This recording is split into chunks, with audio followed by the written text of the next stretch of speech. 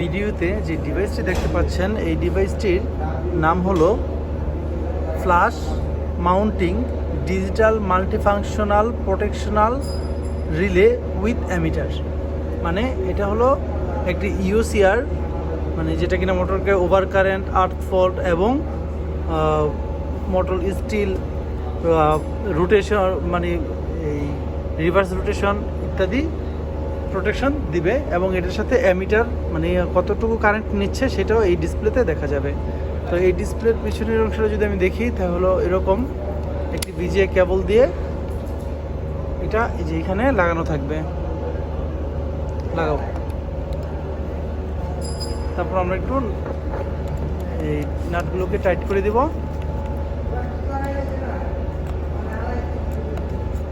আর এই যে 3 ফেজ মোটরের 3 ফেজের কানেকশন, এখানে পিছনে 3টি সিটি রয়েছে, সিটি হয়ে তারপরে যাবে। আর আমরা যদি রিলের ডিটেলসটা দেখি তাহলে আমরা এইভাবে রিলের ডিটেলসটা দেখতে পারবো।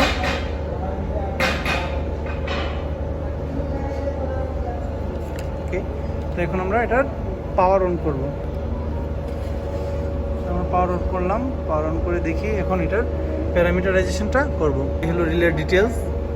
আমরা যদি যাই এখানে আমরা প্যারামিটার দেখতে পারবো।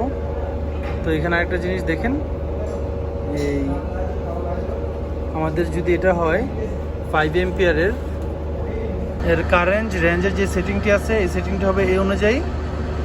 যদি এম্পিয়ার রেঞ্জ মোটরের 0.1 থেকে 2 এম্পিয়ার হয় তাহলে সিটিটাকে সিলেক্ট করতে হবে 5টি। যদি এম্পিয়ার রেঞ্জ 0.25 থেকে 5 এম্পিয়ার হয় তাহলে সিটিকে সিলেক্ট করতে হবে 2টি। আর যদি এম্পিয়ার রেঞ্জ 0.5 থেকে 10 এম্পিয়ার হয় তারপরে সিটিটাকে সিলেক্ট করতে হবে 5। আর পাশাপাশি এখানে যে ডিপ সুইচ রয়েছে সেই ডিপ সুইচটাকেও, যে এখানে যে ডিপ সুইচ রয়েছে এই ডিপ সুইচকেও 5-এ দিয়ে রাখতে হবে, মানে উপরের দিকে 5-এ দিয়ে রাখতে হবে। হলো রিলের কানেকশন।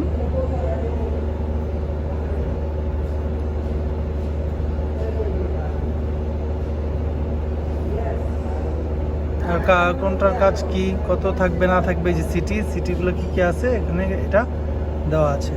আর এই হলো ডিপ সুইচের কাজ। আমরা এখানে যে প্যারামিটার দেখতেছি over current, starting delay, over current trip delay, তারপর অ্যালার্ম পার্সেন্টেজ, কত পার্সেন্ট হলে অ্যালার্ম আসবে, তারপর আন্ডার কারেন্ট ডিলে, তারপর রিসেট টাইপ, তারপর রানিং আওয়ার, সিটি, আমরা যে সিটিটা সিলেক্ট করব, মোটর স্টিল হবে কততে, ফল্ট রিসেট ইত্যাদি। আর এই হলো ডিপ সুইচের সেটিং। এই অনুযায়ী আমরা ডিপ সুইচকে সেটিং করে নিব। তো ম্যানুয়াল আপনারা সবাই পেয়ে যাবেন, ম্যানুয়াল থেকে শিখে নিতে পারবেন। তো আমরা এখন এটার প্যারামিটারাইজেশন করব।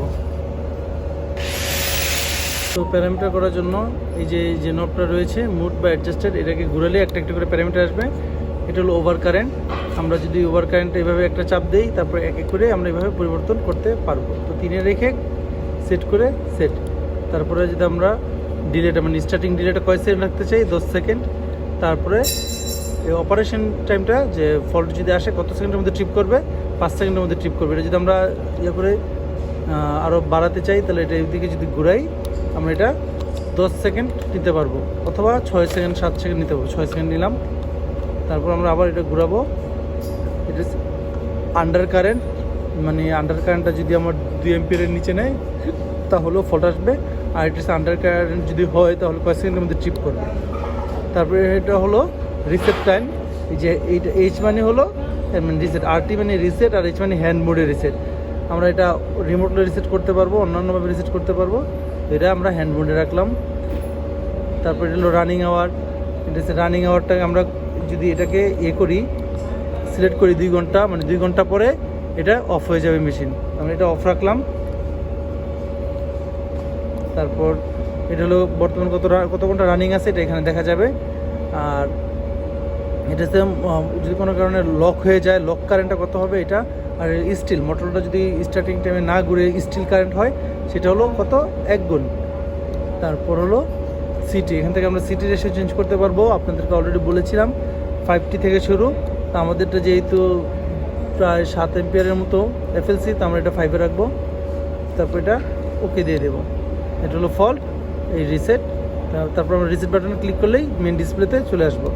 তো মোটামুটি এগুলোই হলো আমাদের এই কাজ প্যারামিটারাইজেশনের। এখন আমরা এটা চালাবো। দেখতে পাচ্ছেন, আমরা যদি এখন আপনাদেরকে এখানে দেখাই যে আমি এখানে মিটার লাগিয়েছি, যেটা কিনা ওভারলোডের জন্য, বা এই যে এখানে দেখেন এটা হলো এনসি। তো আমাদের মিটারও কিন্তু কন্টিনিউটি দেখাচ্ছে। তো আমরা এখন এই পাওয়ারটা যদি অন করি, পাওয়ার অন করার সাথে সাথে দেখেন এটা ওভারলোড জিরো দেখাচ্ছে, মানে এখানে এনসি থাকা সত্ত্বেও কিন্তু এখানে জিরো মানে ওভারলোড দেখাচ্ছে। এর কারণ হলো এখানে ফেলসেফ মোড অ্যাক্টিভ করা আছে। আমরা চাইলে ফেলসেফ মোডকে ডিঅ্যাক্টিভও করে রাখতে পারবো। এই যে এখানে তার ডিটেলস লেখা আছে। তো আমরা এখন এটাকে অন করব। মোটরটাকে চালু দাও। মোটর চলতেছে আর আমাদের রানিং কারেন্ট কত নিচ্ছে এখানে দেখাচ্ছে। এই ডিটা এটা ও চলে আসছে কারণ ওভার কারেন্ট নিচ্ছে। আমরা যেহেতু এফএলসি দিয়েছিলাম 5 এম্পিয়ার, তো যে কোনো এক 3 এম্পিয়ার, তো আমাদের যে কোনো এক ফেজে 3 এম্পিয়ারের বেশি নিচ্ছে। এই যে 3.6, এর জন্য ওভার কারেন্ট দেখাচ্ছে। আর ওভার কারেন্ট থাকার কারণে যেটা এনও হয়ে গেছিলো এটা এখন এনসি হয়ে গেছে।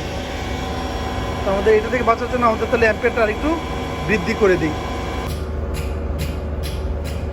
যদি অ্যাম্পিয়ারটা বাড়াই দিই, তারপর আর আমরা একইভাবে যাব, রিসেট করতে হবে প্রথমে, তারপর ওভার কারেন্ট থেকে আমরা অ্যাম্পিয়ারটাকে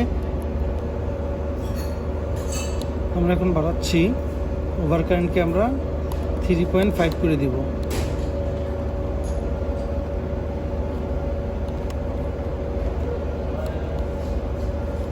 সরি, বেশি নিয়ে যাচ্ছি।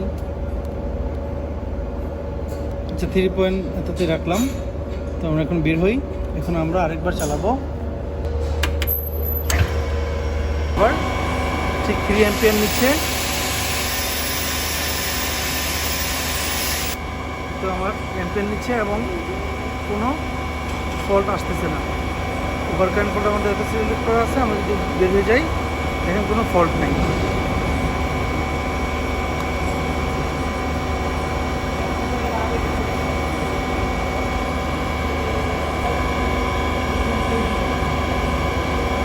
আমাদের এখন আর কোনো ওভার কারেন্ট ফল্ট আসতেছে না এবং এটাও দেখেন ওভারলোড হয়ে আছে। ফল্ট আসলেই হবে। তো আমরা এখন এটাকে একটু রিভার্স চালিয়ে দেখব।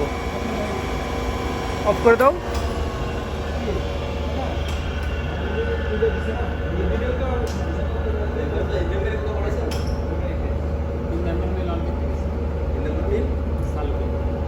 রিভার্সে চালাও।